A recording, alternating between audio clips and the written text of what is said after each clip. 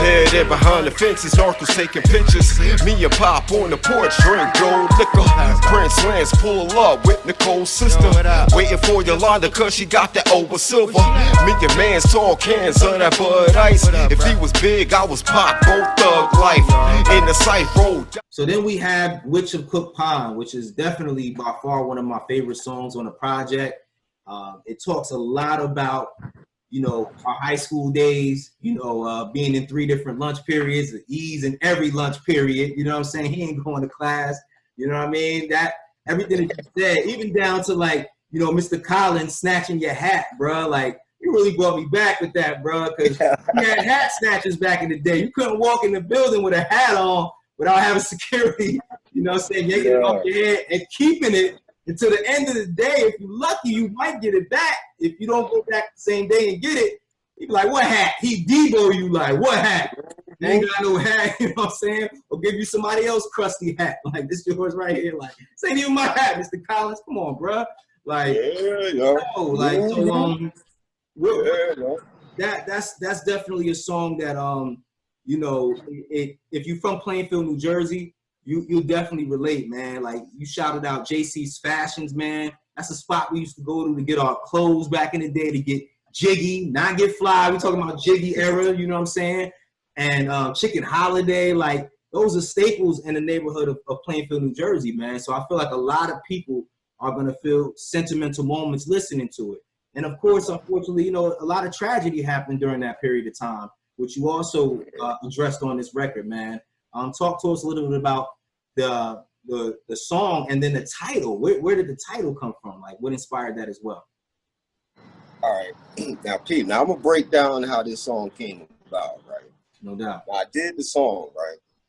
I did it when I wrote it, when I was writing these songs, because I mean, if you could probably listen like to Cook Pond and Hood Money and even 120. Mm-hmm. It was basically written around the same time, where I basically just wanted to talk about the street part of the things that I was doing around that time and all of that. Mm-hmm. So I wrote that song, and I wanted to keep it 100% real with everything in it, because that's how it is. Like, nothing is fabricated in that song. So I'm like, well, nah, maybe a couple names, maybe I gotta say that, but yeah. So I recorded the song. There was no hook. It was nothing. I just recorded the 2 verses.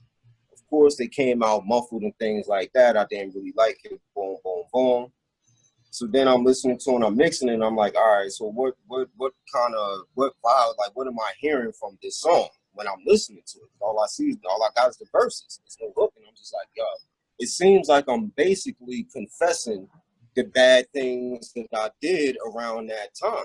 And it sound muffled, so I'm like, maybe, all right. So then I'm like, all right, it's more like a confession type of thing. That's what I'm kind of hearing from it. And then it's dark and it's deep. And then, of course, I want to keep something in the field, like a staple in the field, at least that I grew up with. I don't know if anybody else grew up with this or not, but I'm from the East End and all that. So, you know, up there we have Sleepy Hollow. Now, everybody know about Sleepy Hollow, the Headless Horseman and all of that. But the other part was Cook Pond. Now, somebody told me this story. Now, I don't know if the story is real or not, but basically somebody did pass away in the pond and all of that. So they was like, yo, don't go swimming in the pond because, I don't know, maybe it's like sticks under there or something like that. Basically, that's not where you want to go play at and all of that. Right, so I'm like, yo, all right. So I'm going to incorporate that. And then, because, all right, the Witch of Cook Pond, I'm thinking it's a witch that's basically dragging people down and things like that. So then that's when I came up with the whole Witch of Cook Pond. And then basically you it's like kids out there playing, and then you go, but you got to confess your sins to be let out, before she lets you go and all of that. So for some reason, that's my twisted mind state of that song. Like, it may come and people may listen to it and be like, it did something totally different out of it and think like, but honestly, that's how that song came about, yo. Wow. It took weeks and weeks of just thought process and mixes, and it still came out not as good as I wanted it to be, but you know, I still like the song, yo.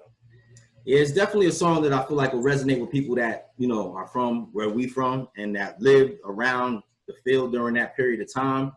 You know, it was a great time being a teenager growing up, but then it's also like a lot of tragic moments that were happening.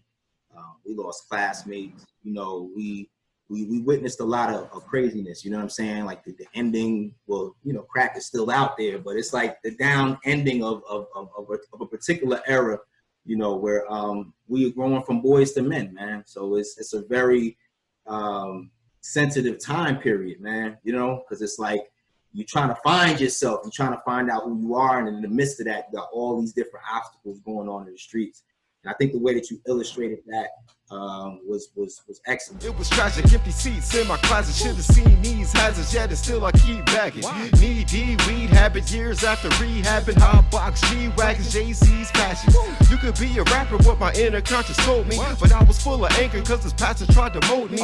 Over by the anchor, man, they shooting at the police. Feel a sense of danger if you're on Clinton lonely.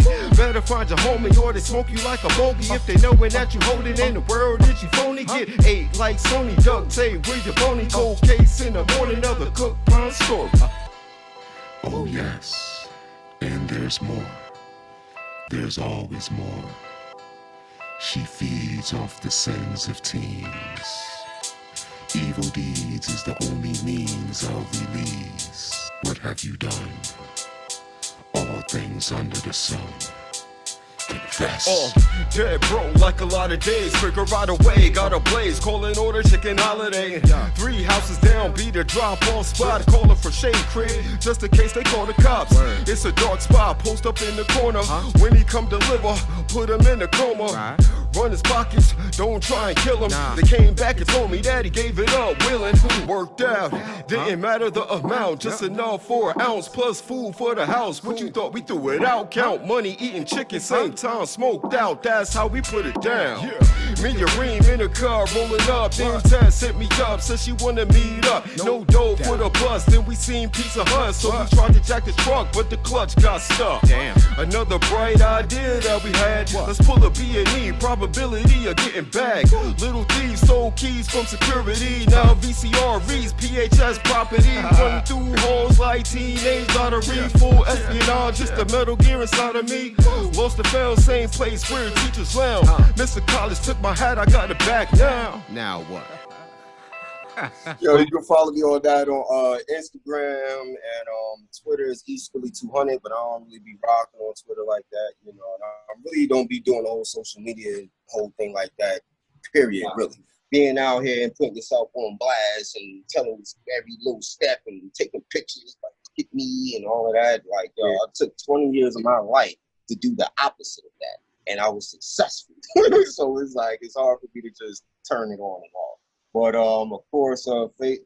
I don't know if I want to give out my. Yeah. Well, if you know, you know. If you know, you know. Basically, field, like I said, got this field of my people. So it's like, yo, if you know my peoples, then yo, holla at my peoples. If you know somebody from the field, like, yo, what's that Eskille joint? That Tales from the Field joint. You got that? Like, what's up? Yo, I need that. Like, yo. No doubt. I also want to put the SoundCloud, Eskille, Eskille. You could do it just Eskille. You could do it Eskille200. You could do Eskille 2000. You could do Deuce Infinite, DUCEINFINIT. You could do Money's Worth Midas. You know, he got some joints on there that we did together, the Black Ace joints. Shout out Black Ace, you know, Free Midas. You know, I gotta shout my boy out. No doubt. He'll be back, you know, that Black Ace, we will be dropping that soon. And y'all just shout everybody out. Yeah, man. You know, you can find us over at grustlemedia.com. We got a whole lot of fresh new content coming your way. So just stay tuned, man. It's your boy D.Bail, media art specialist, special guest Eskille outside the building, and we'll check in with y'all another time. This has been the Convo Podcast. GrustleMedia.com. All right, y'all be easy.